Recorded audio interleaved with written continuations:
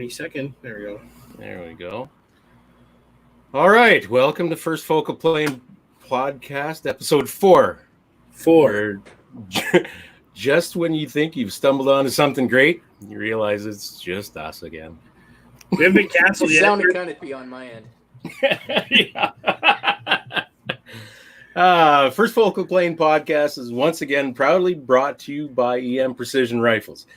Established in 2014, EM Precision Rifles in Leduc, Alberta is one of Canada's premier precision and long-range rifle builders. From lightweight hunting rifles and precision starter packages to extreme long-range hammers, EM Precision has the expertise to get you up and running with confidence. Find them on Facebook, Instagram, and their website at emprifles.ca. And Connor's a cheerleader. Yes, he is, and he won't go the fuck to bed. Well, we are also brought to you by Bolt Action Coffee. The great boys over there. Oh, my God. Kurt, you read it. I'm going to go beat the shit out of him. That's all right. He's just excited, man. Dude, go to bed. Now. Audio, man. All right. Bolt Action Coffee, bringing you exclusive award-winning specialty coffees to the precision shooting community. Boasting specialty coffee cupping scores of 85.5 or higher on the internationally recognized coffee review scale. Bolt Action Coffee roasts are among the best in the world.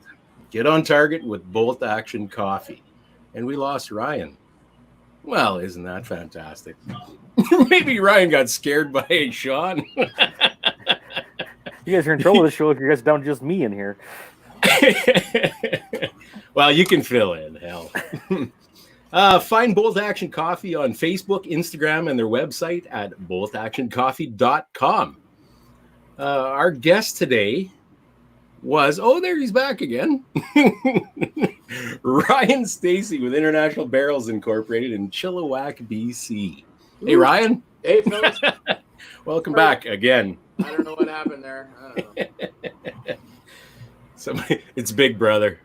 Yeah. Keeping an eye on me. Absolutely. YouTube shutting us down again. The YouTube Nazis.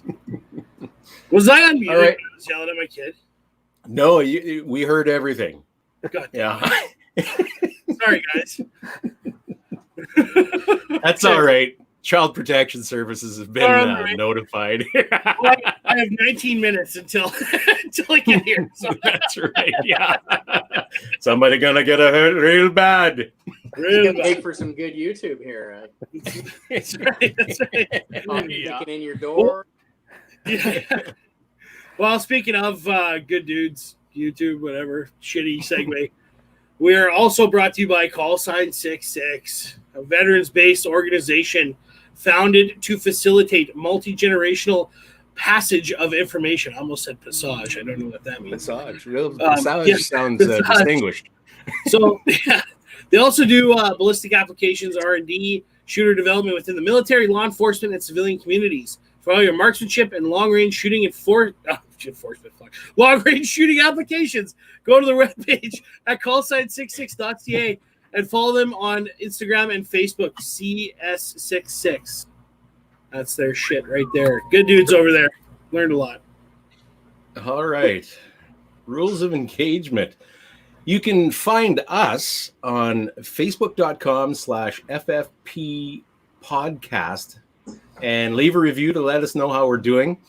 Also, if you like the content, please leave a like on the page and share so we can spread the wealth, whatever wealth there is. Yeah. You can also email the show at info@ffpp.ca with any questions, discussion points, or future topic ideas you want to hear about. Check us out on the web at www.firstfocalplane.ca. You bet. What are we drinking? Should I go first? Did anybody tell Ryan that there were a bunch of booze? I did. I told him grab a whiskey. Attaboy. Attaboy. Guy. Well, Brian, why don't you go first? What are you drinking? I'm drinking Irish gunpowder gin. Oh, my. Ooh. Great. Hello. I didn't even know there was such an animal. Neither did I. I just found it today. Gin. I'm not sure the last time I had gin. Tasty. It's good. Yeah. Yeah. You got to get that pinky up there, though.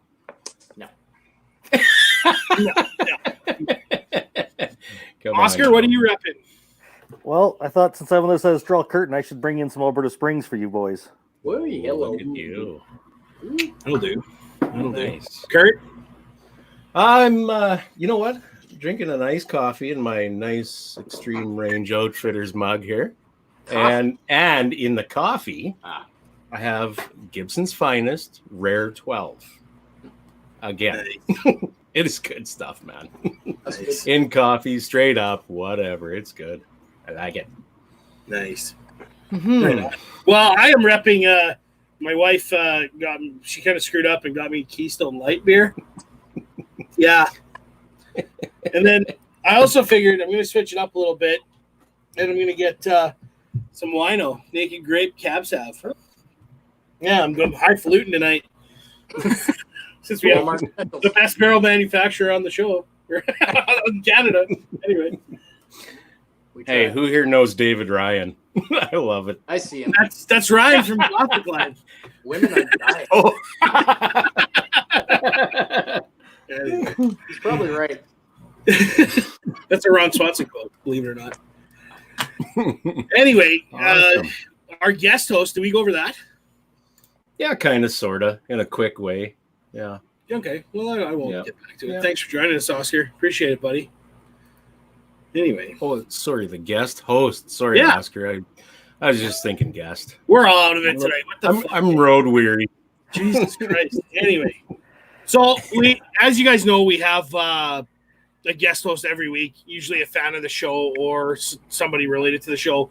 And Oscar designed our awesome website. So we figured why not ask Oscar to come on and hang out with us, and he can show off all his Dylan shit in the back. And Yeah, look at that.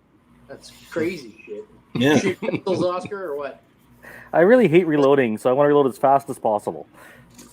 That's fair. Nice. Yep.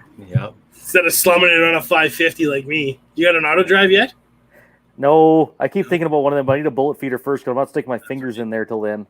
Yeah, no kidding. I'm all about accuracy by volume. Well, isn't that Well, upset in general? Superiority.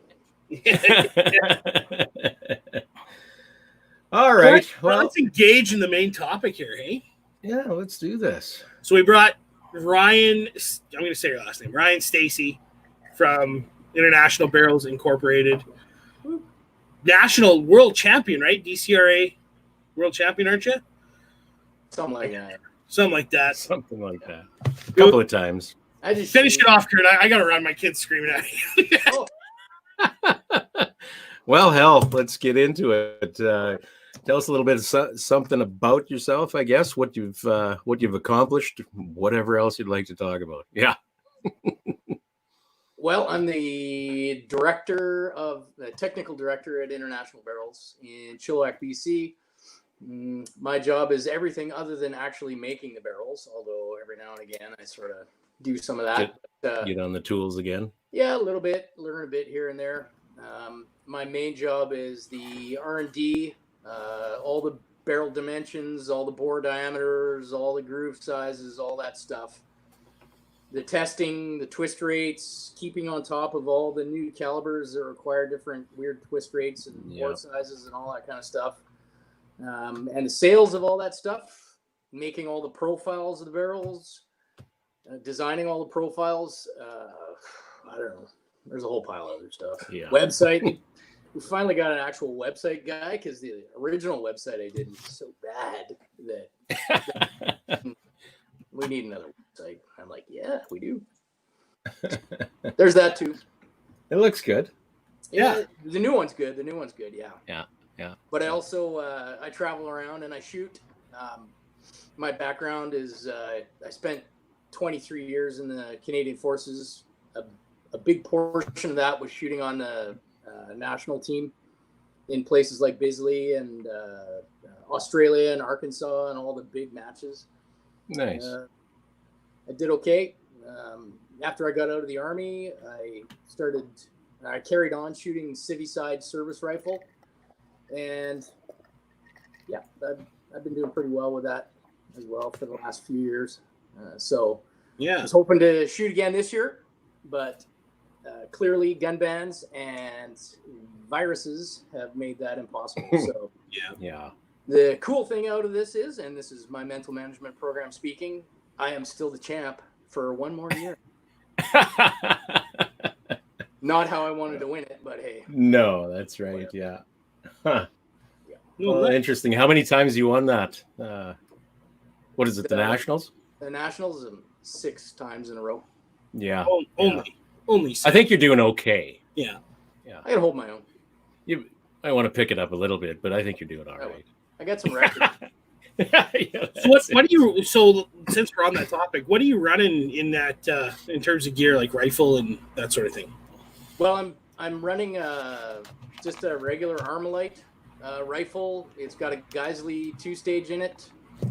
My barrel obviously is an IBI. You don't say. I ran Kriegers before that. Okay. And I'll be honest with you, I probably wouldn't have switched away from Krieger with national championships on the line if what we produced didn't shoot as good. Mm-hmm. I would have probably not have. But we did a lot of testing, a lot of research, and they shoot awesome. And, my last 3 national championships were all on IBI. Nice. So, yeah. Nice. Excellent. So they shoot good. Nice. So I also some PRS matches as well, but that's still a huge learning thing for me. It's like, well, for sure. Whew, but it's fun. I like it, and I think this year's when we finally get some matches will be better because I'm starting to sort of understand the process a little better. So, yeah. Nathan Rose says here, what will you be running after the gun ban? I might not be running anything if there's no matches viable. But I know for a fact that at least on the West Coast and at Milcon Training Complex in Ontario, they will be running some sort of modified service rifle. So probably what I'm going to run is one of the Maple Ridge straight pulls. Straight pulls. Yeah, I have one coming, so it's going to be very interesting. I think it's going to be super accurate. So it would probably be, unless somebody comes up with a non-restricted semi-auto that I could run that's accurate. Well, and right now with that climate, that's going to be a little tough. But I was just watching an Instagram video that what's his name put up from Maple Ridge about him testing it with all the different mags, and the spring assisted part looks cool, but he really looks like he's really following that carrier into battery. You know what I mean?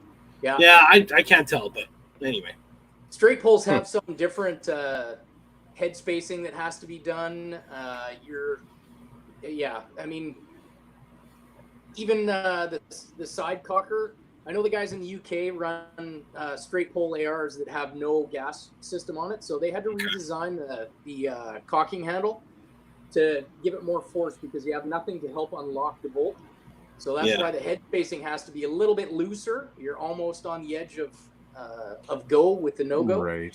Yeah. So there's a bit of monkeying around you got to do, but I think the boys at Maple Ridge have probably got it wired pretty tight. For sure. But we'll play with the barrels a little bit and see what we can get them to do. It should be good. Kidding. Yeah. Right on.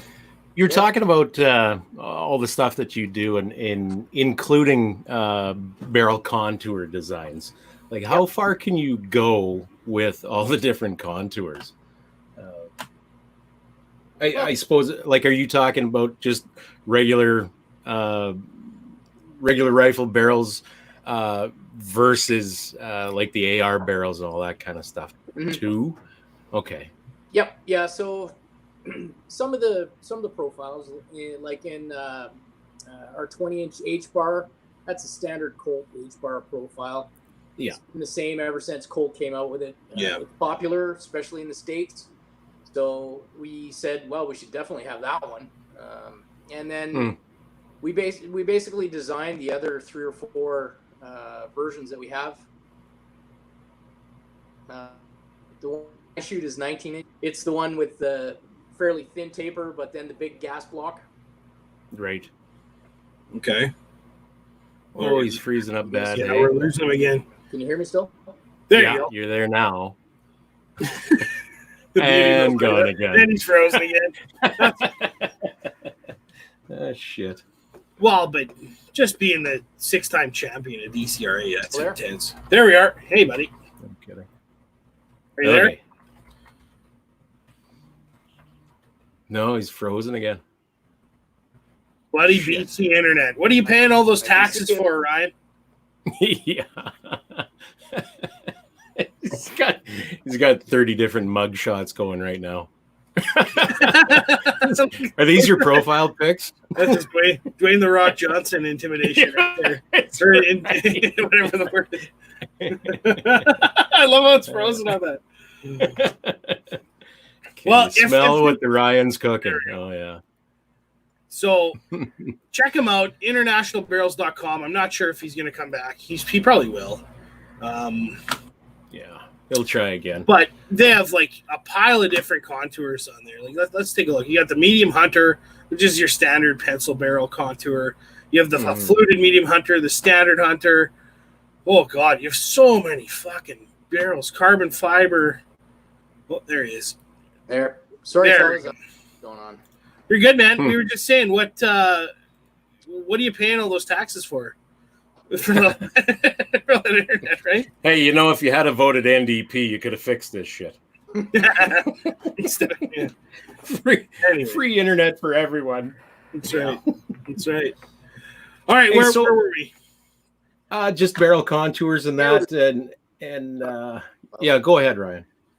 Yeah, so I was just saying the only one, the AR profile that I use is the MS profile, which was a profile that I kind of fell into by mistake when I was getting a buddy of mine to contour a 24-inch Krieger, and it was way too long, so we cut it down, and that's what we came up with, and I shot it, and holy crap, the thing shot better than it did at 24 inches, so... I came to IBI. I basically said, well, we got to try this and see if it was a fluke or what the deal was. And so we did. And sure enough, it shot just the same or better.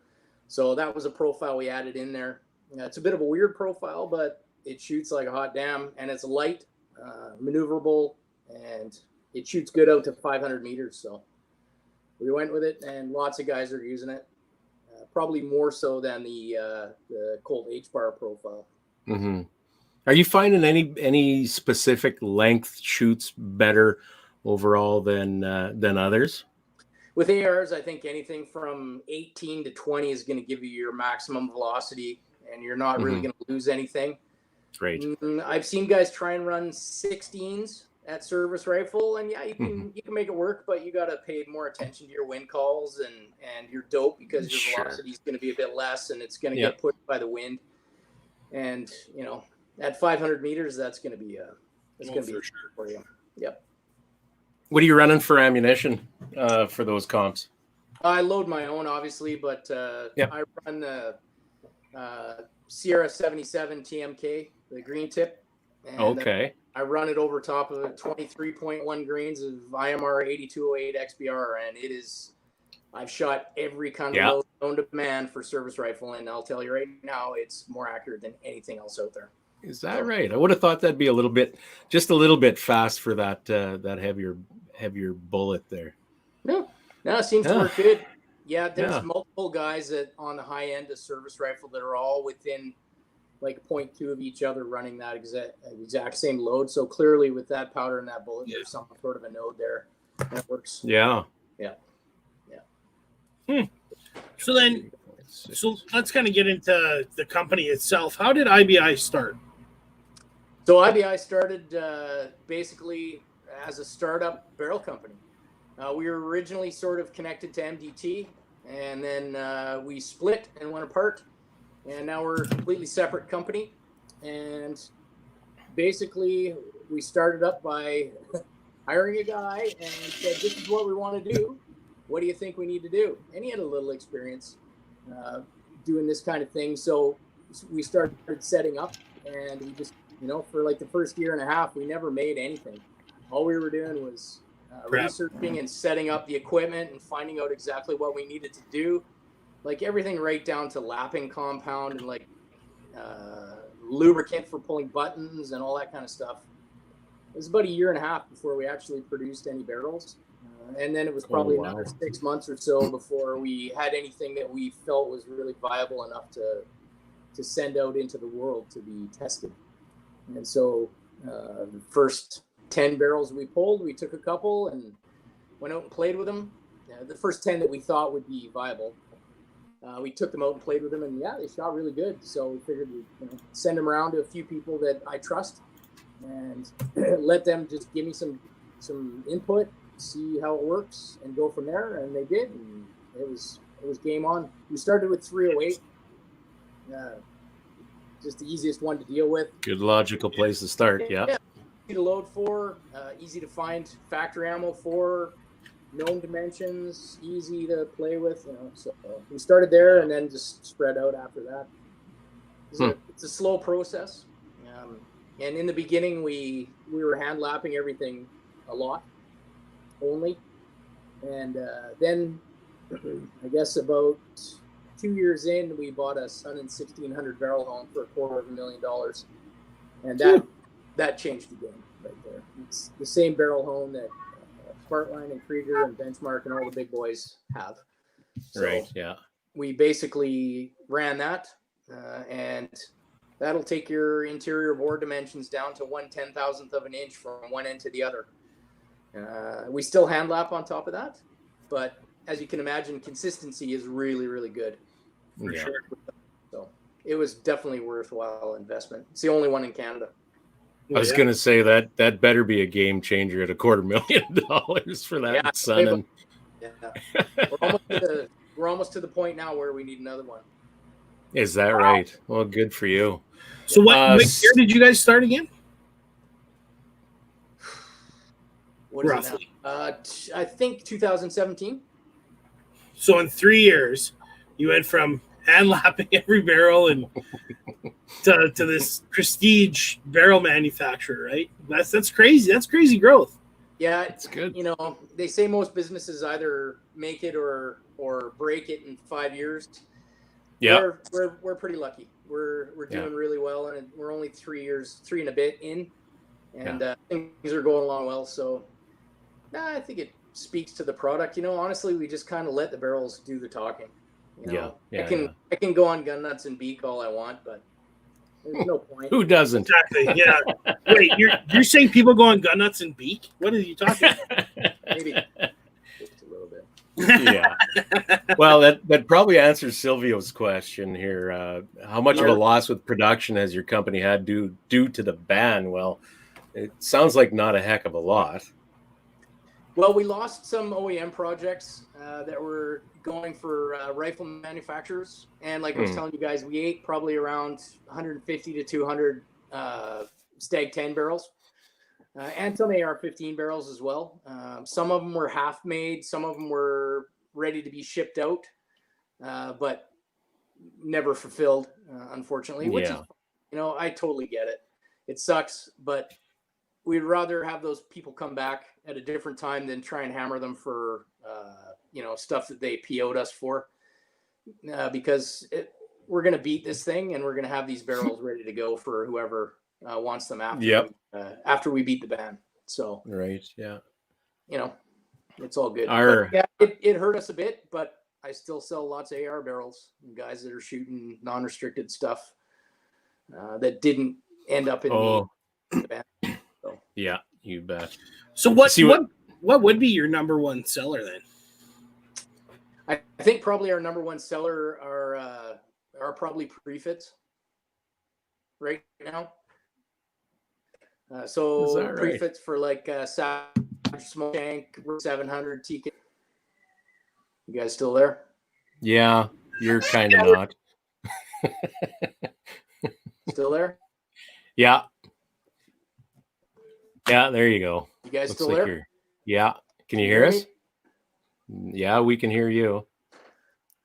Is that an Apple product? Well, while we let Ryan go through his thing, Luke Godin, looking at 22 rimfire 1022 fluted on your site. It's sweet. Sean and Kurt, you guys want to make a gift to your number one East Coast listener? Yeah. Luke, you know what? If we could afford to do that, we wouldn't be asking for sponsorship. So get in line, brother. Say, if he gets one before I do, your website's going down. That's right. Yeah, no kidding. Well,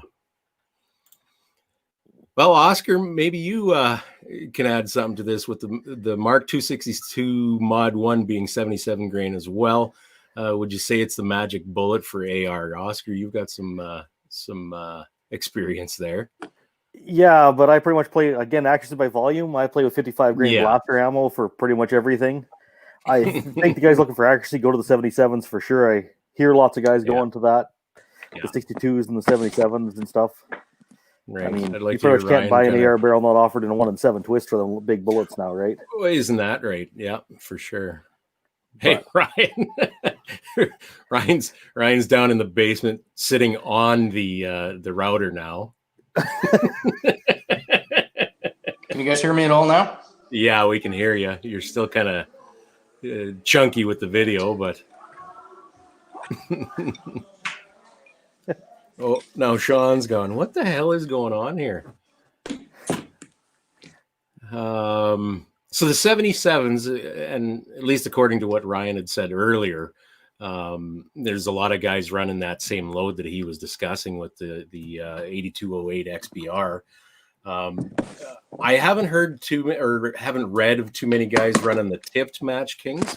Lots of guys, especially stateside, running the conventional Match King 77 grainers.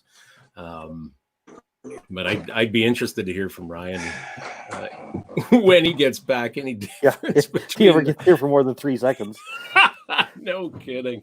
And the differences between the tip Match Kings and the conventionals. I know the only experience I have with tip Match Kings are the 175s that I ran in the 308. I couldn't find any of the conventional Match Kings. Which is what I really wanted to run because that's what I've run in several different calibers, and they've been so bloody easy to tune. But those tipped Match Kings I found more difficult to tune, just because the different nose profile is what I'm assuming anyway. Yeah. I just found it really interesting. You said that how many of them are all shooting 8208 XBR powder. It's amazing. All the different powders out there, all the different combinations and barrel tuning, everything like that. And how often I hear that from competitive guys where, the same load will work in multiple guns. You find the right load and it's pretty close. Yeah. I know I've done that lots of times. Go get a new gun, talk to my buddies. What load works in yours? Grab it, run. Yeah, for sure. Load development, especially in something like a 308. 223, I don't have nearly as much experience with as I do 308, but there's so many, especially with like the Match King bullets, the conventional Match Kings. So just pick a rifle and go. Yeah, when I used to shoot handgun silhouette, buy a new pistol. What do the other guys with that pistol shoot for ammo that I shoot with? Load the same load. You know what? That way, if we get to a match, one of us forgets ammo or whatever, we can change ammo, and more often than not, the accuracy is right there. Thing. So yeah, well, I've heard of quite a few guys doing that in PRS now. How are you making out, Ryan? Fuck, man. Kill me now. I think you've been through worse, pal. We're just trying to kind of filling in some blanks there. There was a question a little earlier about the 77 grainers. Pat and Frericks asked, would you say that's the magic bullet for AR? I would say that's probably one of the prime choices as far as factory ammo goes. Yeah. Right. Yeah. I mean, I like to brew my own. For sure. I could probably do it a little bit better for with velocity wise. I can probably get a little bit better than the 262. But if I was going to shoot factory, that would be the one I would shoot. Yeah. Have you ever tried any of the Black Hills stuff? Haven't you? It's good ammo. Is it? Yeah. Okay. We had Gothic Line Armory on a couple weeks ago, and they're bragging it up, and I was just bugging the piss out of them that they're just not dedicated hand loaders. Well, there's something to be said for pushing your velocities a little bit more, but if you're not a hand loader, the 262 it's as good as you get as far as factory 77 grainers go. Yeah. Right. Yeah. Charlie Foxtrot's got I know Ryan uses the Sierra tipped 77s. I was shooting the Nosler customs at the 77 is basically a copy of the Sierra Match King. Okay, Yeah, I didn't know that. I've won national championships with 3 different bullets: a 77 Match King, the 77 Custom Competition Nosler, and the 77 TMK. All 3. And the TMK is a better bullet, but the Match King and the Custom Competition are exactly the same. They shoot the same dope, the same load. Oh, is that right? Same point of aim, the same holds, everything. It's all exactly the same. So if you can only find custom competitions, go for it. They're good. They're good too. Oren Scaffel here. He's got, do you make F-class barrels? I think we sure probably, don't you? Hey? Yeah. Yeah. You betcha. Yeah, we've got FTR barrels in 308 in a variety of twists.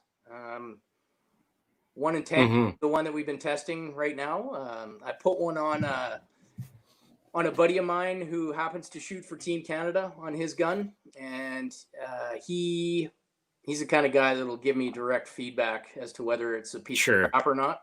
Right. And it kept up to his Krieger no problem. As a matter of fact, he took it to the U.S. Nationals last year, and he came in second in the 600-meter mid-range match with a barrel that had 32 rounds through it and basically no load development. Wow, nice. We were pretty stoked. Yeah, I bet. He turned a few heads. That's a bold fucking move, man. It was, yeah. No kidding. Yeah, but he's like, I'm going anyway, so I might as well shoot this one. And I'm like, okay. Yeah. Cool. Yeah, give her. Absolutely. Yeah. So the guy's running sorry, go ahead. I was just gonna say he was sending me text messages. Dude, this thing's shooting awesome. I might even be in like the top 5. I'm like, holy shit. Yeah. Sure enough. Give her, boy. Yeah. That was the guy's shooting the 10 twists. What are they shooting for bullets? In F class? Yeah. Yeah, so the big boys in F class are the 185 Juggernaut Burger and the F. Still, hey? Oh yeah, that's a pretty. Okay. It's a really good all around bullet. For sure, a lot of guys have switched to the or have maybe, I don't know, progressed. Is that the right way to say that, to the 220X? Yeah. So that's what Adrian was shooting, at 220X. Okay. I brought in a reamer specifically for the 220X, which coincidentally works very good with the Juggernaut as well. Okay. But the 220X is a pretty good bullet. It's right. Yeah. Like at the same time that we put one on his gun, we put one on mine. And it was all through one hole, pretty much 100 meters every time I shot it. 5 rounds, 0.2, 0.3. Yeah. 5. Man, that's a lot of bullet for 308, hey? It is, and I was running, I think, 43.2 grains of Varget. So. Oh, really? Fair bit of Varget, yeah. It is, for sure. Yeah. What kind of velocity were you getting? I don't even remember. I think it was high 26s, maybe. Jeez, that's pretty damn good, too. I was 27 and a half somewhere with 175s in my 308 last summer, and I thought I was doing pretty damn good. That's good. I think I was, for sure, but a 200 at 26 and change? I know. It's pretty damn good, too. I don't know if you've ever heard of the Chu brothers. Yeah. There's 2 amazing shooters and gunsmiths. I hear that. Lots of F-class FTR. And I was talking to them, and I'm like, so you're shooting the 185 Juggernaut, eh? And they're like, yep. And I'm like, Varget? And they're like, yep. And I'm like, yep. What, 43, 44 maybe? They're like, yeah. Oop. 46 grains of Varget. No kidding.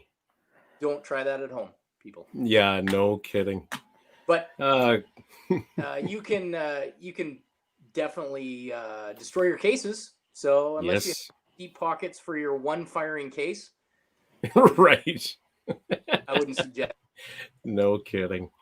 Corey Rutan says tracking shows I'll have my first 2 IBI barrels on Tuesday.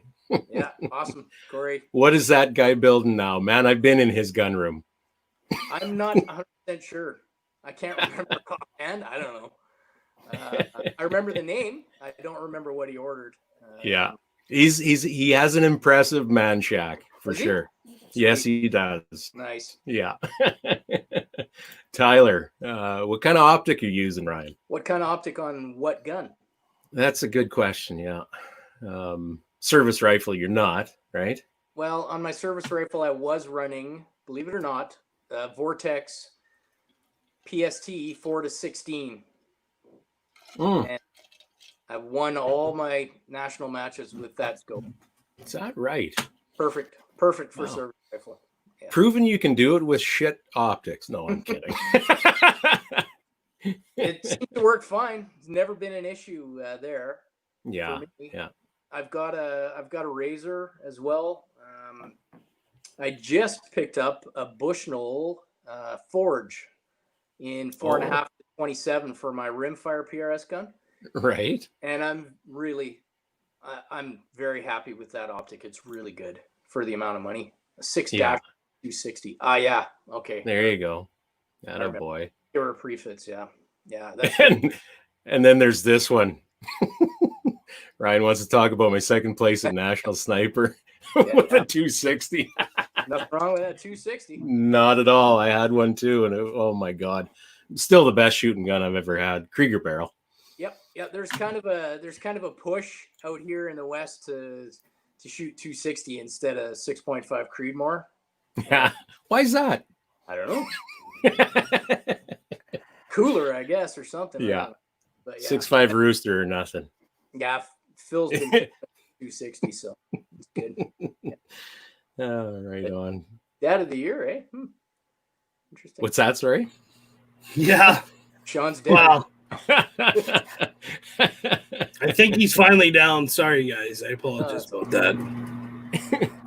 No worries. Oh. No worries. All right. Hey, are you guys doing carbon wrapped barrels now yourselves? Is that right? When did you start doing that? When did we start? Or when did we start having them for production? Right. Okay. So for production, the latter. Yeah. So we debuted the carbon fiber at SHOT Show this year, and it's just taken off like crazy. We actually started on them about a year before that, because our original idea was that we were going to spin carbon fiber on like Proof does, and then we're like, well, maybe we could wrap it. Maybe it's a little bit different. We should try both ways. So they actually, the boss actually authorized the purchase of equipment to actually spin threads on, which is now sitting there because now we're wrapping. We just found the wrap was stiffer, way stiffer, and easier, better.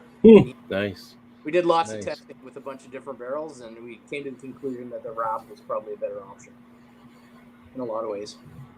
A little more cost effective, probably. Hey, it's not really. It's probably about the same as much as time goes, but you can control the wraps a little bit better.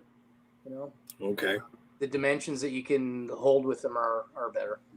So, yeah, that's how we went. We can make it thicker and closer with less grinding of carbon fiber at the end of the thing, whereas with a thread spun barrel, you have to overspin quite a bit, let it harden, cook it, all that good stuff, and then grind off of that excess. So it's not only more timely, it's also a lot dirtier, and you have to do it a little different way than you do with the wrap stuff. So a little more dicking around. Yeah.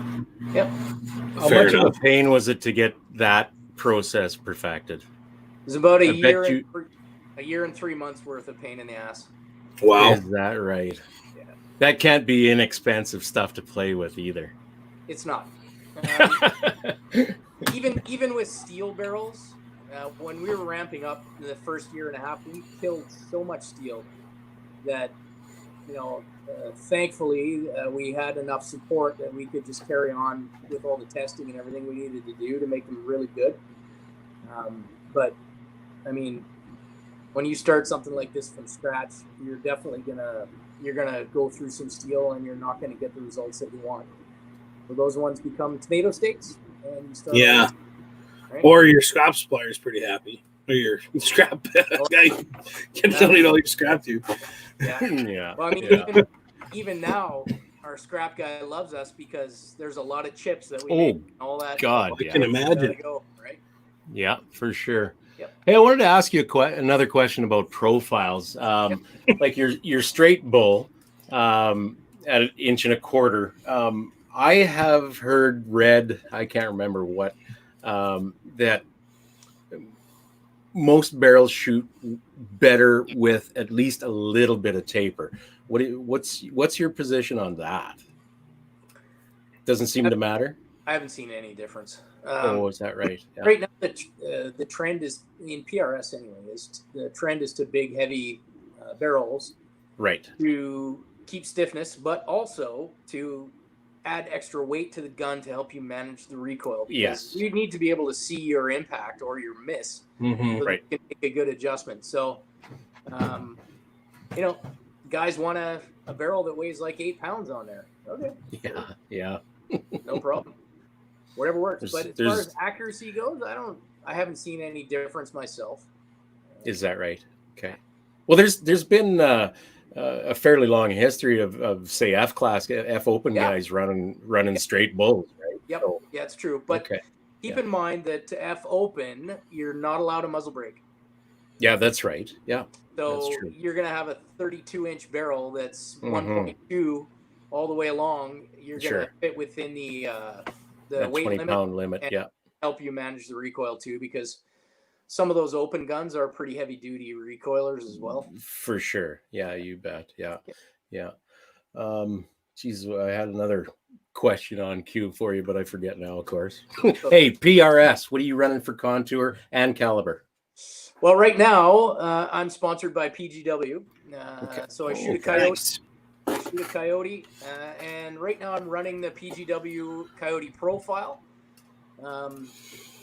I may change that up in the future. There's nothing wrong with the profile. I think it's a good profile.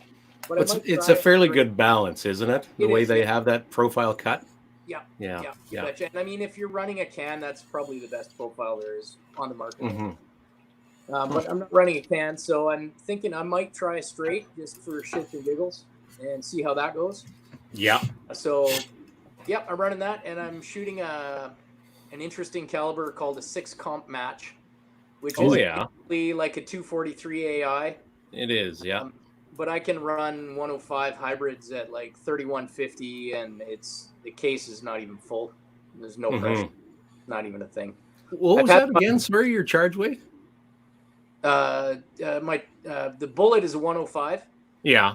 But the charge weight, I think I'm running 47.5 grains of H1000, believe it or not. Oh, you are? Oh, no kidding. It's a big case, so you can get away with the slower powders a little bit. For sure. Yeah. I was running 4831 shortcut in my 260 Ackley. Yep. Yeah, that makes sense. Same damn case, same really. Yeah, I never did try H1000, but shit, it was running an easy 2840. Oh yeah. After I figured 3010 was maybe a bit too hot. Is that with a 140 or what? Yes. Yeah. 140. You bet. Yeah. Yep. Well, 139 CNRs and then 140 Bowtail hollow points I ran as well, just for practice and shits and giggles. So yeah, Patton, for fluting, you only do spiral, and why is that? Well, looks cooler. Well, there's that for sure. Part of it is I want to keep barrels in stock. So I want people to be able to call us up and say, hey, do you have a 7.5 twist 6 mil in an MTU that's fluted? Right. Yes, I do. I kind of decided on the spiral fluting because it does the same thing. It looks very cool, but also you're not really cutting down your outside diameter as much as you would if you had big, wide, straight flutes. So, like on some guns, like some of the Remington, factory barrels, they have a really big, thick, wide, straight flute. Yeah. So when that happens, you're actually making the diameter of your barrel thinner. For sure. You're taking material away. So it makes the barrel more flexible, which is not what you're looking for when you're looking for accuracy. You want stiff.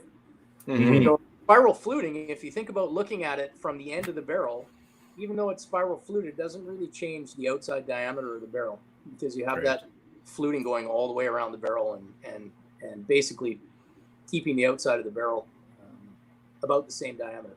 Yeah, Yes, that cross section is a Yep. little more material there than rather than just the straight flute, I suppose, right? Exactly. And I mean, Yeah. you could probably straight flute really thin straight flutes and have the same effect, but I don't want to keep 27 Yeah. different types of fluting in stock. Like I just don't. Spiral fluting is cool. People like it. It looks good. It works. Cuts lots of weight off barrels that people want to cut weight off of, and we figured, yeah, you know what? Let's just stick with that for now. Mm-hmm. Mm-hmm. Yep. So Plus, do you have a? so it's always a good thing. Well, yeah. Yeah. You know, to keep the commercial guys happy too, right? You do. But yeah. So like, if the best all around contour, is there a magic contour or a magic profile that you would go with? Depends. All Just depends on what you're doing. What discipline? Yeah. Yeah. Yeah. Yeah. Okay. As far as rifle profiles, I can tell you that our most popular is the MTU, which Yeah. is 1.20 for 5 inches, and then a taper down to 9.3 at the muzzle. Oh wow. That's a beat. Yeah. Yeah. And then after that, probably the medium hunter, which is our lightest profile, is probably second most popular because guys love to put it on a hunting gun. And we spiral flute that one too, and it cuts about not a half a pound, but about 0.3 or 0.4 off.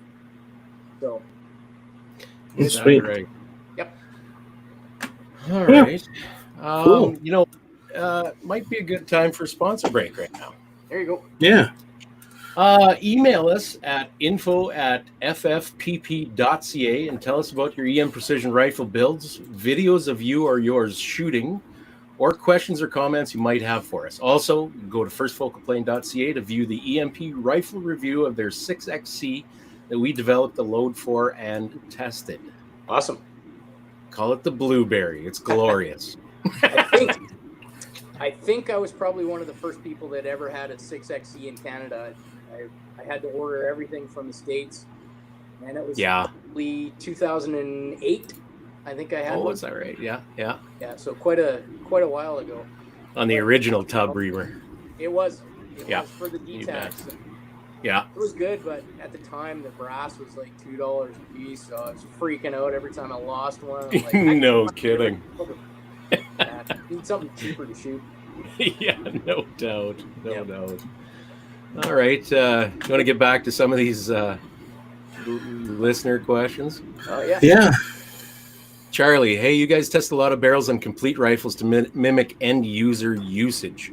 Do you guys also test barrels on bench rail guns to check natural dispersion? Yep. No, we Okay. don't. I don't. The guy that does all the testing is me, pretty much. So the reason I don't do them on a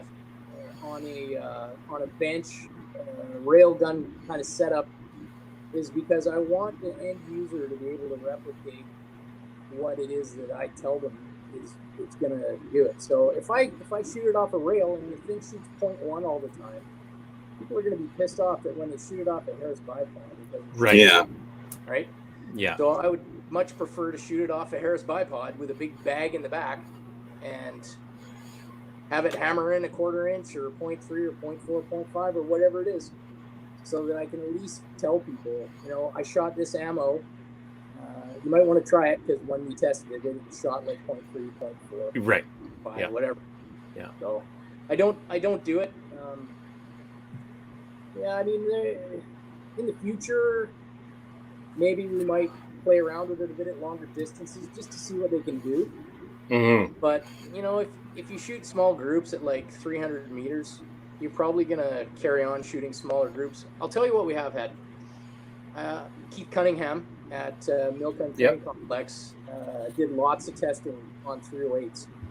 And he's got a lot of experience. And he said that generally with 308, right around the 400 to 500 round or 400 to 500 meter mark, you're going to start to see your barrel open up a bit. That's 308 anyways, and probably shoot less than it did MOA wise at 100, 200, 300, 400. Oh, yeah. So, I mean, there's lots of factors at that distance, right? Wind and, heat, all kinds of different stuff. But he said that our barrels were very consistent and they held whatever they shot at 100, 200, and 300. You could generally get them to hold past 600. yeah. Which is good. And I mean, Keith tested mainly like medium palmas. That's kind of the profile that they like at Milcon. So, I mean, there's nothing to say that the MTUs and the ones that are a bit deep here,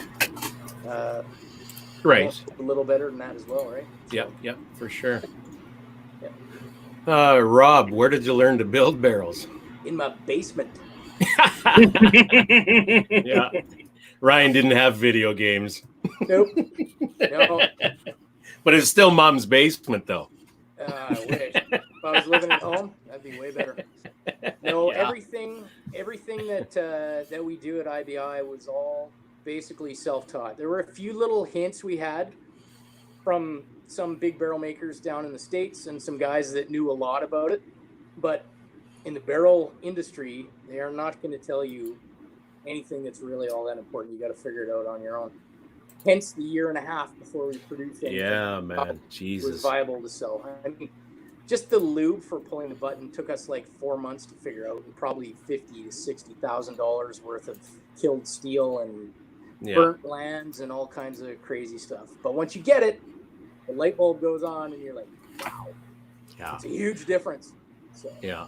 Is there a large movement now going toward 5R rifling? There's other versions of that as well now too. I've read have come out. Is a large group of guys or shooters going that way rather than conventional now? I think there's both.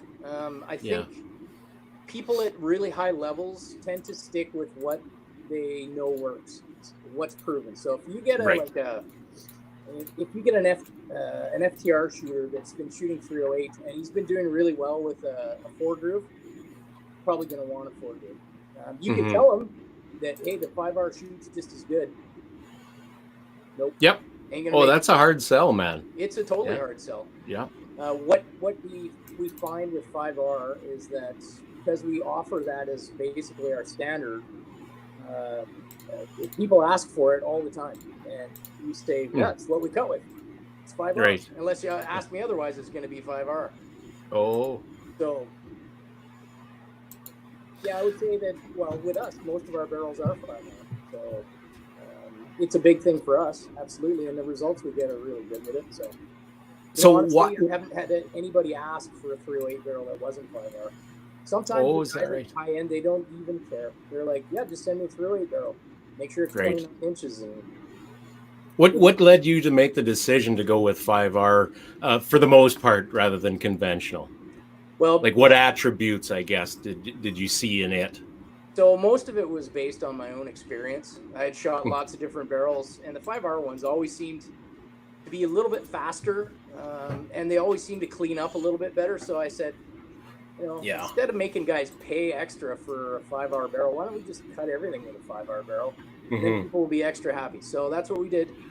And sure enough, we get tons and tons of reports that guys are like, hey, your barrel's like 100 feet per second faster than the other ones that I've been shooting.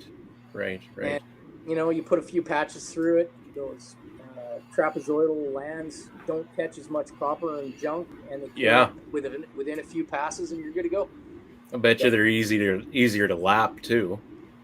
Well, I mean, the reality of what we do is the lapping is more of a cosmetic thing. Because we run the Sun and 1600 barrel home, that thing makes it as straight. Sure. It basically does what an hour's worth of lapping would have done. It does it in 7 to 14 minutes. And it does it way better than you could ever do it hand lapping. Yeah. And it's always straight. And it every time comes out the same. Comes out the same every time. Hand lapping is a cool process, but the reality of it is you need a dude who cares. about Yeah. it. And so he has to know everything there is. He has to know what it feels like. He has to know what grip to use in certain stages of the thing. It can't just be run 30 passes through each barrel. Right. It's not how it works with hand lapping if you haven't run it on the hone. Yeah. But with the hone, because the barrel is so straight after, not straight, but so even all the way from one end to the other, really it's just simply a cosmetic lapping to get the little scratches out of the barrel that the hone causes. Right. Because you can go to Cabela's and get a bore scope for $89.95, and then you look in the barrel and you see a scratch made by a hone. And next thing you know, you got the consumer cops after you. The shenanigans ensue. But Yes. you know, the funny thing was that when we got the hone, we're like, okay, it leaves these scratches. So what we're gonna do is we're gonna brew up like a couple of barrels in each caliber, each bore dimension, and we're gonna shoot them with no hand lapping and see what it does, just with the hone scratches in there and everything. And we did, and they shoot just like the hand lap ones. There's no difference. Doesn't make any difference. But you can see the scratches, and people don't like that. So we're not going to leave them in there. We're going to hand lap and buff it up and make it nice and shiny and make it really good for everybody, so that when they look in there, they're happy at what they see. And it makes me happier too, honestly. Yeah, for sure. Right? For sure. Yeah. Hey, just out of pure curiosity. Haven't talked a whole lot today. You haven't drank that much yet. No, I haven't hardly drunk anything. What final grit do you end up with when you're lapping? 600, 800? Oh, okay. Trade secrets, bud. Trade secrets. Brass, just straight brass. A piece of lead. We buff it out with a piece of lead. There you go.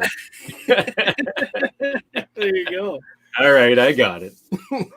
Well, sweet.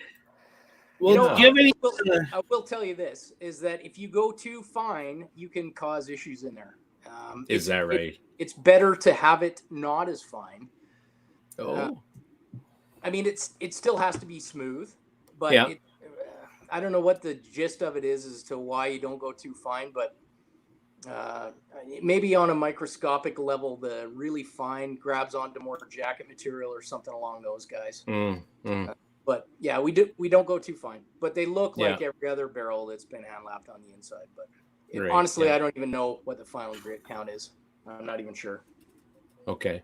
Okay. Charlie's got a load of questions, I guess, here. He's got nothing to do, right? Yeah, I suppose. Yeah. In the States, they're doing lots of testing and produce many progressive twist barrels. What do you think about that kind of rifling? I think it's pretty cool. We button rifle everything, so it's not achievable with a button. So if you want a progressive twist, you got to cut them. It has to be cut rifled. Yeah. You bet. Until somebody figures out how to do it, and then you can do it with button rifling. But that's right. Going to take some special skills. I'm pretty sure. It's a little tough on the shank. Yeah. But to answer his question, I think it's a cool idea. I've never shot one. I know people that have, and they swear by it. Yeah. But whether it makes any difference downrange on the paper, or the steel, I don't know. I think your wind calling is probably gonna cause more problems. What you will find is it's probably a little less torquey, a little less recoil. Yeah, probably. Yeah. Hey, when are you going to lead the industry in bringing back the left-hand twist barrel? I only sent those to Australia. That gets rid of wind drift, doesn't it? Yeah. What is it? Frank Galley, he loves the left-hand gain twist barrels. He says it's less torquey, less recoil. Maybe. I don't know. I never Maybe for a right-hand shooter. If he says it, I believe it. He's shot a few. Yeah, he has, for sure. Yeah. So, it might be a thing. Could be. That'd be pretty cool to play with. I'd be interested, for sure. There was an old guy in Saskatchewan back in the 50s, I think, that actually made left-hand twist or left twist barrels. I can't remember his name now, but he reconditioned a whole pile of Mausers. Oh, really? And I think old Enfields, I believe, rebarreled a whole bunch of them. Yeah. And you know, the old timers around here that I've talked to about him, that had their his rifles, said they shot like a Really? hot damn. Yeah, I Interesting. don't know. Yeah. That's cool. Maybe they're better in the southern hemisphere. Yeah. What's You know, that, Sean? You shoot the wings off a fly at 300 meters. That's Yeah. right. I tell you what. There's no legend at all involved in the old guys, eh? Of course. Yeah, I think with us, we'll probably get to a point where we want to play around with stuff like that after a while. Right? Yeah. But at the moment, and for the next foreseeable future, I think it's more important for us to really focus on what we have right now and make sure it's as smashing as possible, right? And probably the next thing we'll do is bring in a couple more calibers. I get lots of guys asking for 270. 6.8 SPC, so those two calibers are based on the same bore diameter. Mm-hmm. So the drawback right now is that the tooling for the hone per bore size costs about 20 grand. So unless you have the people actually wanting those calibers, like I get guys asking for, you know, like what I get, 17 is one, 204 is another one, and it's I'd love to do it, but it has That's to be tough. Has to be run with the hone. Yeah, because we're not going to produce any barrels that aren't honed. We're just not going to. They're all going to be the same quality. We hone the 22 barrels, we hone the AR barrels, we hone the precision rifle barrels, and the results speak for themselves. That's right. Yep. I can't believe this question hasn't come up before this, but Oren finally spoke up with barrel break-in. What's your take? So my take on our barrels, I just tell people to take it to the range and shoot it. And then when you're finished shooting it for the day, clean it. Give it a good scrub down and carry on. Yeah, you know, I've done the one shoot and clean for 10, then 3 shots and clean for 10, and then 10 shots and clean, and it takes you 17 days to break your barrel in, and you waste half of the barrel life. And I've done the other one where I've just taken it to the range and shot it and then cleaned it. Yeah. There's no difference. Not in our barrel. I've never seen it either. Maybe on a factory barrel where you get tooling marks from dull tools like reamers and stuff like that, you might want a little more break-in. But on the custom barrels that are lapped and honed and cut with reamers, and the guys take a lot of care to cut them, not even a thing. Yeah, for sure. Yep. How you making out for time, Ryan? Where are we at right now? Just over an hour. Over an hour? Yeah, we go for a little bit more. Okay. I'm going to take over. All right. Giver. Oh yeah, I know you wanted to ask a few things. Well, let's go a little before we get that nerdy. Ryan has graciously helped me out on my build, on my 6.5 build. And I haven't seen it yet, and he's not going to give up too many details, but I wanted to publicly give you a thank you because that is awesome. Thank you, sir. That is amazing. I'm very curious to see how it's going to go. I know Kurt's got a shitty grin. I think he knows what I'm getting. Well, but I know some. yeah. So I just wanted to say thanks, man. That's awesome. Of course. Where can guys find you again? They can find us at ibibarrels.com. Nice. And the website's there. It's updated. Everything's point and click. It's pretty easy to navigate. Yep. It's much better now. The first website, unfortunately, was designed by me, and I didn't mind it. It was good. I fired myself. But the new website is really good. Super switched on. We got lots of new stuff on there. Pretty much everything that we make is on there. But you know, if guys are after something that's not on the website, just pick up the phone, give me a holler. We can generally spin lots of custom stuff. As far as barrel blanks and like precision rifle barrels go, it's not an issue. AR barrels is a little more of an issue now with all the shenanigans. What about like AR, like gas blocks and tubes and that? Can you still get those? Nice. Yes, gas blocks I have. Tubes are held up at the border along with my extensions. Okay. Unfortunately, so hopefully I can get those through. They've been sitting there for like 3 months, so it's kind of killing me. But we do gas blocks. We do muzzle brakes. We have an adjustable gas block coming. It's all built in-house. It's not something that we brought in from anywhere else.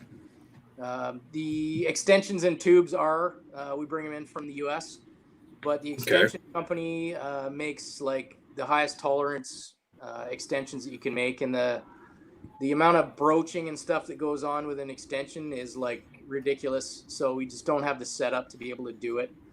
Other than that, nice. We do everything else in-house. Yeah, you bet. Nice. So if people have a custom something they want to hit you at, where can they contact you? They can info at IBI Barrels, support at IBI Barrels. You can send me a direct message to Ryan at IBI Barrels, or my coworker Marco there. He is also helping out with the customer service stuff and doing a kick-ass job. And he's a knowledgeable dude as well, so he can definitely help. If you're going to get one of us if you call or if you email.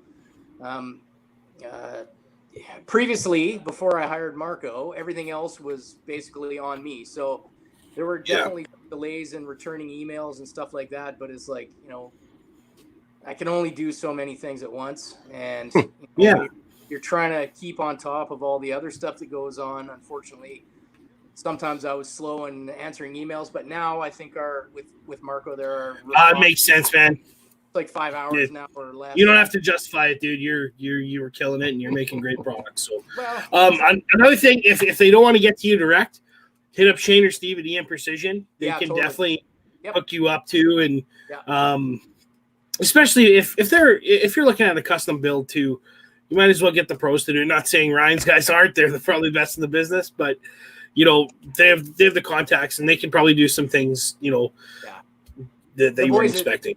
The boys at EM have a stellar reputation as far as the rifles they build. So I would not hesitate to get the guys to build me a rifle there for sure. If I didn't have my own rifle build. Yeah. And if you're lucky, you might get a dick engraved in your barrel. We'll see. Oh. But seems appealing. Anyway, moving on. I'm guessing. Yeah. Well, we'll see. Oh, yours might come with something other than a dick on it. Oh, great. Look at that. Yeah. Can you smell what the Ryan's cooking? Oh, shit. Let's. Well, I saw the pattern that they're going to Cerakote the gun in. Oh, yeah? And I call it cock tarn because it's fleck tarn with cocks. Yeah, I'm like, oh god. Here's Shane watching right now. Oh, hold on. Sean is definitely getting a penis. Not that I don't have one already. Maybe it's just inadequate. A whole paint job full of penises, Shane. That's what I get, I guess. Anyway. Yeah. So, moving on. So, in my research this week, so Kurt, thank you for graciously handling that interview because my kid was being a complete dink. But he's all right. He's just excited. Man. That's right. And he's like, "Oh, you're on the internet? Is that Kurt? Oh my god!" Anyway, that's right. That's my boy. He just saw him. He's just like, "That's Kurt. I just saw him today. What's he doing there?" Anyway. Magic. But in my research, I found that you've done work on television and some movies, correct? Yep. Can you talk a little bit about that? What kind of movies? Yeah. Not those ones, unfortunately. Yeah, I did armor and weapons coordinator stuff for a long time. Can I mention the shows that? Sure. So, I am a huge fan of Stargate SG-1, Stargate Atlantis, Stargate Universe, and the made-for-TV movies that were part of that. But I am such a nerd with that shit. Sure. Yeah, and as soon as I found out about it, I started texting Ryan. I'm like, Ryan, you worked on Stargate? What the fuck? What's going on? Tell me about this. I have so many questions. And you graciously, you answered them, without getting too crazy. But what was it like working in that industry? It was good, but it was also tough at the same time because you never know when you're working. You're on call 24 hours a day. Yeah. My average day was probably 12 hours. But there were times when I would work 2 weeks straight of 15, 16-hour days, and you're trashed by the end of it. And you never see your kid. You hardly ever see your wife. You know, you get home at 2 o'clock in the morning, you go to bed for 3 hours, and then you get up and you go again. So it was not a very good industry for maintaining relationships. Yes. To a degree, which is part of the reason why I got out. But, it was fun at the time, but not stable. It's not a stable industry. I mean, they're dying right now. I got buddies that are like, man, I haven't worked in like 4 months, and I'm like, yeah. Feel for it. Well, isn't production in like that whole hub down like 97% or something like that? Yeah. With COVID, that's insane. Yep. You know. Yeah, they're just starting to kick shows off again. There's the studios are super worried about stuff, so they're basically trying to mitigate any of the possible circumstances that they have. So, okay. Well, did work on yes. Oh, there you go, Ryan. He worked on Battlestar. So we'll have to. If you go on my Facebook page, I'm pretty sure there's a picture of me and Katie Sackhoff on Battlestar. Good for you. Right in her prime. How the hell did you get into that? Yeah, just one of those long, lucky stories. Okay. So backing up for Stargate. Stargate, they did a lot of good work with firearms on that show. So you did too. But starting off with the MP5, the Berettas, I think they ran the Berettas the whole way through until Atlantis when one of the guys was carrying a 1911, right? I don't know. I think. Anyway. Probably. But so what exactly did you do for those shows? Well, anytime they live fired guns on set, I was the guy that dealt with it. Well, not all the time. There were several armorers that dealt with all the Stargates, and I was one of the 3 or 4 guys that would go on the show, and they would do lots of blank fire on the shows, so we would make sure everything was safe, and guns were operational, and nobody got hurt, and that was it. Yeah. It's more of a safety job than anything, really. Yeah. Did you ever have to consult on how to properly shoulder a P90 or anything like that? Or I try not to, because they would hire a advisor for that, and so it wasn't really my job. But the film industry is a weird thing. And it's all unionized too, so it's like you don't say that, Mr. Stacy. Yeah, it's like don't touch the light. I'm like, I got to move it 6 inches. Oh no, don't touch the light. Okay. Bob, come and get the light. And he'd come over and he'd move it 6 inches, and you're like, oh, 45 minutes later, you moved the light 6 inches for me. Yeah. But yeah, so I would try not to step on anybody else's territory. But sometimes if one of the actors said, hey, how would you do this? I'd be like, oh, this is how I'd do it. And so worked out pretty good because they didn't have tech advisor there all the time. So if I could help out in a small manner, I would. But I was mainly there just to make sure the guns functioned and that nobody shot themselves by accident or anybody else. Yeah. So. Crazy. Well, let's leave it at that. I'm not going to go too deep into it, but great fucking work, dude. That's awesome. So Stargate and those ones were fun, but they're not you were asking me what episode this happened. I'm like, no, I didn't. I did not. You totally did. I did not. Episode 17 when the British were attacking the guy. I'm like, dude. I did not go that deep. What I said was, why the switch from the MP5 to the P90 and G36? That's what I think. And you're like, it's a show decision. We'll leave it at that. So the MP5 wasn't cool enough, I guess, and they decided to switch to the P90, and then the P90 brass for blanks became really scarce for a while there. So then they switched over to some little ARs and a G36 and some different stuff, and it kind of went back and forth, and it depended on the series that you're talking about. Some carried weird stuff, and the others. Well, and the later you got, you saw more of the HK. Yeah. The more of the AR, the more of the USAS. I think there were some shotguns on there. The USAS. Yeah. No, man. I'll never forget one of the episodes. I think me and the other armor had 7 or 8 12 gauge full auto shotguns firing all at the same time. It was The episode with the little mechanical bug things. I don't remember what. I know exact. There's a I know lot of you do. episodes with those, but I know the episode you're talking about where they all have shotguns. That's right. Yeah. Yeah, I got That was by far the loudest thing I've ever endured. That we actually broke the lights in the studio because it was so loud, and it was painful, but it was really cool. But then, how, like on average, you would get like a take. So say you unload, like 50 rounds. Like say you're filming that scene, and you got a full auto shotgun, like an AA-10 or whatever they were, USAS 12 or whatever it was, and somebody fucks up, okay, and you got to redo the scene.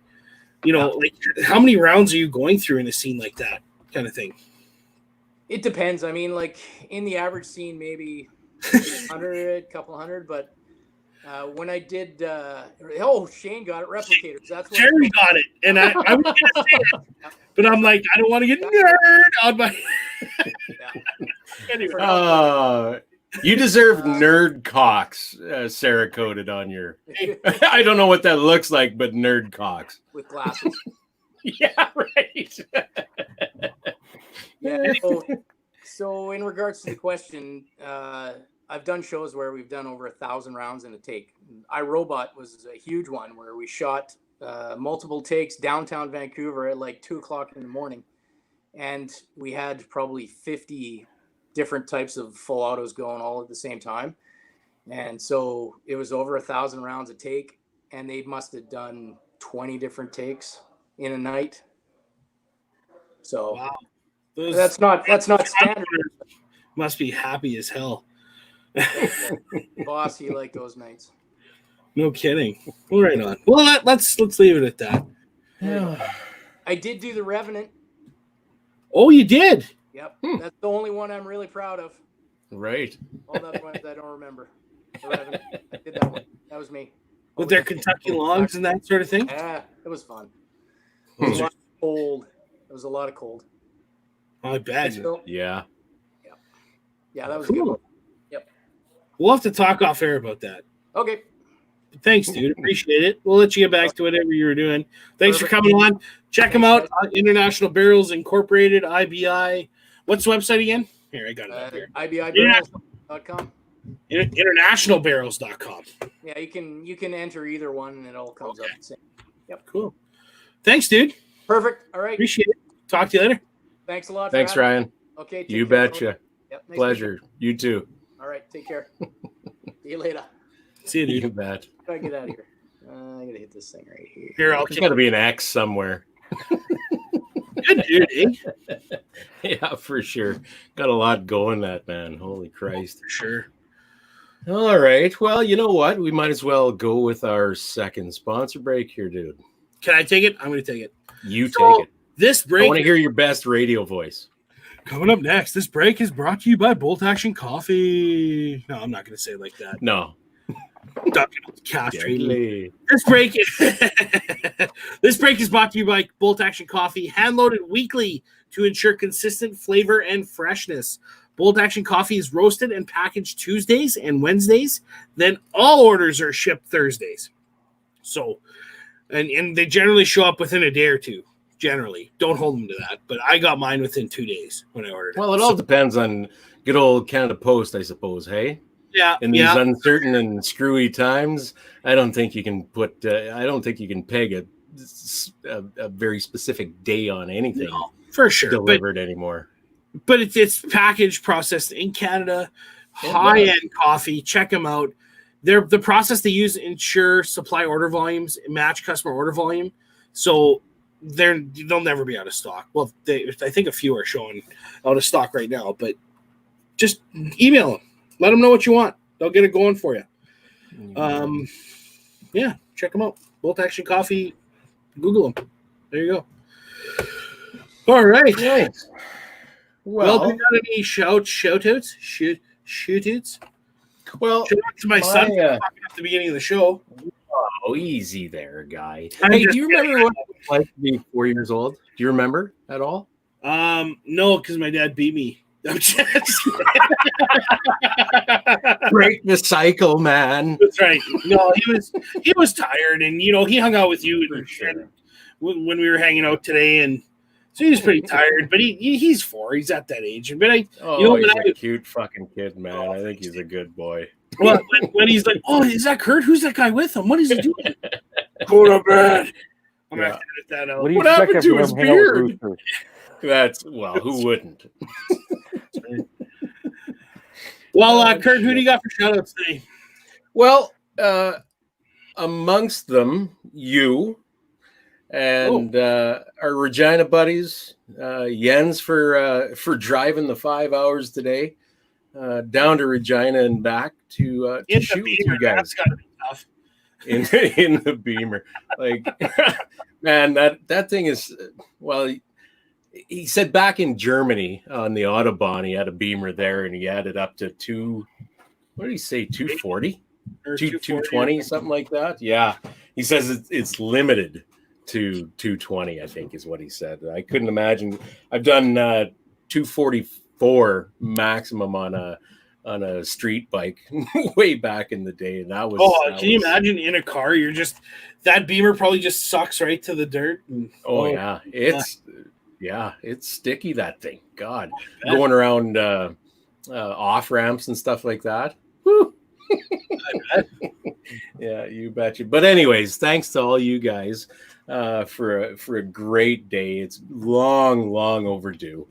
We haven't done that in a while. I don't know. I guess since the call sign 66 guys were out this summer, but of course that was completely non-restricted stuff. But shooting the pistols today was great for me because I'm not generally speaking, I'm not a pistol guy, and my skills really suck. But I should have taken some time with you today and shown you how to. Jens did, John did. You were busy visiting, which was fucking fantastic, buddy. I haven't seen you guys forever. So I know. Yeah. Bullshit with all you guys. Even old Matt Shirley, for guest host of the show here, and we get to visit with him. And yeah. It's a great place to hang out too. That range down there that you guys have is very good. I like it a lot. Needs the lawn cut, which I think I'm going to do sometime this week since I'm off. So. Anyway, Oscar, what do you got, bud? Shout out to the guys at Sunlight Gun Club who performed first aid on me today. The girlfriend for looking after me after that. Let's see it. Show it. Show it to the list. Oscar, did you cry? Is that a tampon on your hand? Or a pad? No, I don't know. Pad. Is there a difference? Sure hurt like hell anyway.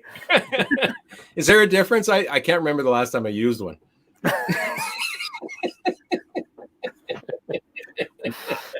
Did someone have to console you, Oscar? Yeah. I'm consoling myself.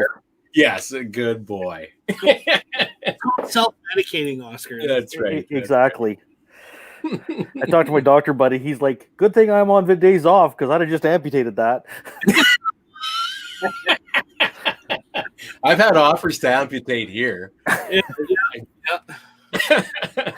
Offers even. It wasn't even solicited. I wasn't even hurt. I didn't understand at the time, but I was sitting in my office and people wanted to cut my head off. What's going on? Imagine that in the construction industry. Sean, what do you got? Same as you, Kurt. Good to see you. You and Jens and buddy. And Johnny today and all those guys. It was nice, and brought the kid out for a little bit and got to jump on the trampoline and jump in the bounce castle, and yeah, it was good. So nice. Matt Shirley says next weekend, Kurt. Yeah, absolutely. Got a couple of guys coming up for some instruction at Rooster's Rifle Ranch. should be a good one. Jens and I can pollute their minds with what we think they need to know about long range and precision shooting. I might see if we can get them queued up for a call sign 66 course. Oh, for sure. Get them started anyway. That's right. You betcha. Cool. All right. Well, good show, boys. Sorry for the beginning. Oh, don't be sorry, man. What did I tell you? Don't be sorry ever. And if you feel you have to be sorry, then I think you fucked up and maybe you should change it. I did fuck up. I should have started going to bed at like 7:30. Yeah, that's good. Well, apologies to Wes Stevens. got first overall, which overall doesn't count in the IPSC match at the RWF today. So overall doesn't count, but he won PCC too. But congrats to him. But yeah, buddy, you were busy shooting. We couldn't get you on, and we had Ryan and Stacey come on. So we ran out of time for you, dude. Maybe next week. Maybe. Probably not. Poor Wes. Poor Wes. Anyway. So a big shout out to John Johnston and his band, the Dirt Road Scholars. We did not play any other music because YouTube is not kind to us right now. So for those of you watching, thanks for watching on YouTube. That's awesome. And yeah, that's it. All right. See you next week. Good night, folks. Oh, and shout out to Oscar for joining the show with a good band. There's that. Yeah. He doesn't even know where he is right now anyways. No, it's just painkillers and whiskey. Man, I love you guys. Hey, I'm still sitting in the chair. I'm meeting my expectations. Oh my God. You see Luke? What a dick. Wow, that's a good one, Luke. Very well played. Always get t-shirts made now. Rooster's right. That is a t-shirt. Yeah. Rooster's Rifle Ranch, where you can always get the cock. That is straight gold, Luke Godin. Where you have to earn the cock. Let's put it that way. Maybe that's a better one. Yeah. All right, get the hell out of here. Go make love to your woman. Go.